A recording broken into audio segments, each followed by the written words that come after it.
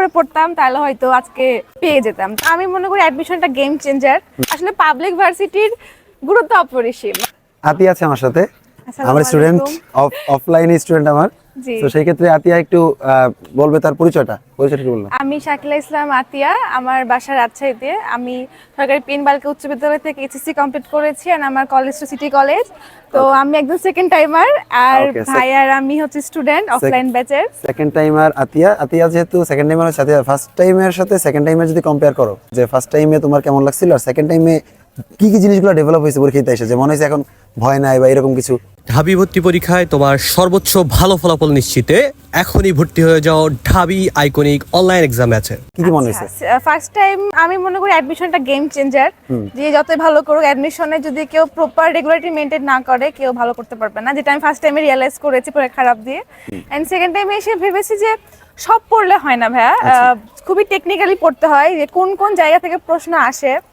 তো এটা আমাদের ভাইয়া খুব ভালো মতো বুঝিয়েছে যে কোন কোন, মানে ইভেন ভাইয়া বলে দিছে যে এই পয়েন্ট থেকে আসবেন, ওখান থেকেই প্রশ্নগুলো এসেছে আসলে। তো যারা বলে যে প্রশ্ন কমন পড়ে না, বাট পড়ে, জিকেতে প্রশ্ন কমন পড়ে। ঢাবি সাধারণ জ্ঞান সাম্প্রতিকে সর্বোচ্চ নাম্বার পেতে চাও? এখনই চট করে সাধারণ জ্ঞান সাম্প্রতিকের ভিটামিন জিকে বইটি কিনে নাও। তিনটা সাবজেক্টের মধ্যে তুমি একটু কম্পেয়ার করো যে কোনটার কোশ্চেনটা কেমন হয়েছে। এটা বলেছে, হ্যাঁ, তিনটা কোশ্চেন, বাংলা, ইংলিশ, জিকে।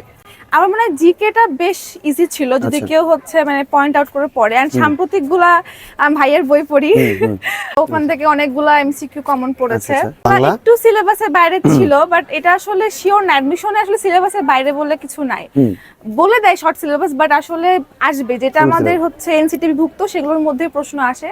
আর ইংলিশ একটু মানে ইজি ছিল, বাট একটু টেকনিক্যালি হার্ড হচ্ছে। টেক্সট বুক থেকে বেশি আসছে না ইংলিশে? টেক্সট বুক থেকে প্রশ্ন আসছে, ইংলিশ ফার্স্ট পেপার থেকে প্রচুর প্রশ্ন আসছে। আর মানে লিটারেচার একটু বেশি আসছে নাকি? লিটারেচার আসছে অনেক, তো লিটারেচারটা একটু মানে ভালো করে পড়লে কি কমন পাওয়ার।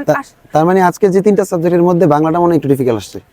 বাংলাটা আসলে ডিফিকাল্ট না, যদি কেউ পড়তো বাংলা, যেগুলো যারা যারা সিলেবাসের বাইরে পড়েছে তারা পারবে। কারণ আমি এটা জানতে হবে যে সিলেবাস আসলে কিছু নাই, যে অ্যাডমিশনে জানতে হবে। সিলেবাস কিছুই না অ্যাডমিশনে, সিলেবাস। শেষ মুহূর্তে তোমার সেরা একটি প্রস্তুতি নিশ্চিত করবে আমাদের ডিউ আইসিইউ ব্যাচ। 50% ছাড়ে ভর্তি হতে এখনই পেজে মেসেজ করো।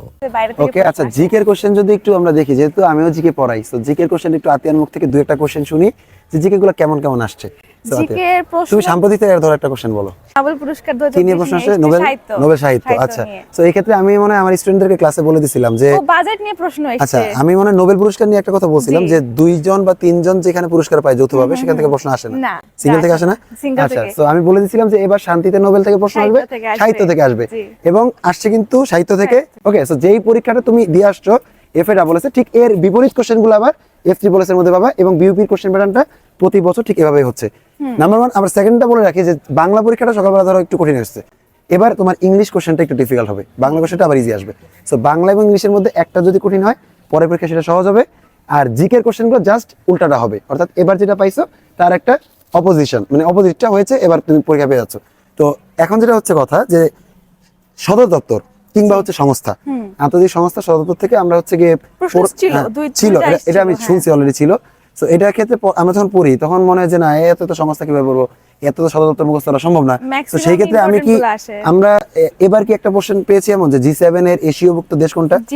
আচ্ছা, তো সেই ক্ষেত্রে আমি ক্লাসে কোনোদিন বলছিলাম যে সদর মানে সংস্থার সদস্যপদ পড়ার সময় যেগুলো 10টার নিচে থাকবে ওগুলো মুখস্থ করতে হবে। প্রশ্ন কি পাইছো?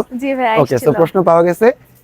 এবারে যে কোশ্চেনটা আসছে সেই জিকে কোশ্চেনটার ক্ষেত্রে আমি যেটা বলবো যে বিউপিতে প্রতি বছর যেটা হয় না, যেমন ম্যাথ থেকে 4টা কিংবা 5টা আইকিউ ম্যাথ থেকে কোশ্চেন আসে না, এটা কোনো বারই হয় নাই।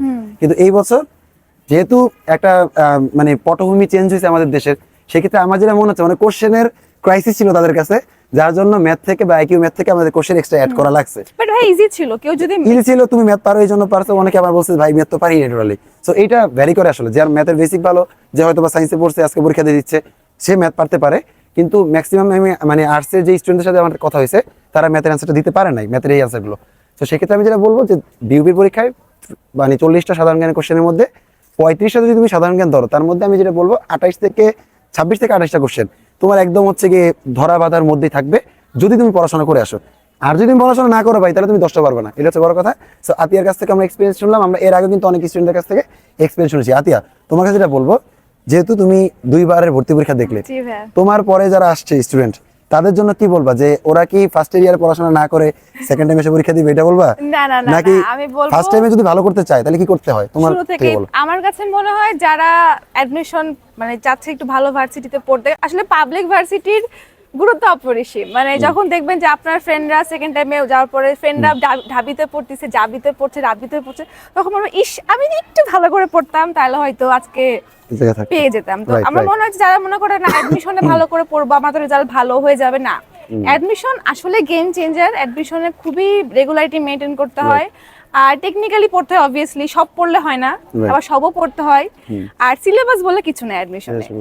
কিন্তু যারা পড়ে তারা তো পারে। হ্যাঁ তারা পড়ে তাহলে এইটাই হচ্ছে লাস্ট কথা যে যারা পড়ে টাইম ম্যানেজমেন্ট যারা পড়ে তারা পারে। সো তুমি পড়লে তুমি পারবা। ওকে, সো আতিয়াকে ধন্যবাদ। ঠিক আছে, থ্যাংক সবাইকে ইউ সো ধন্যবাদ। মাচ।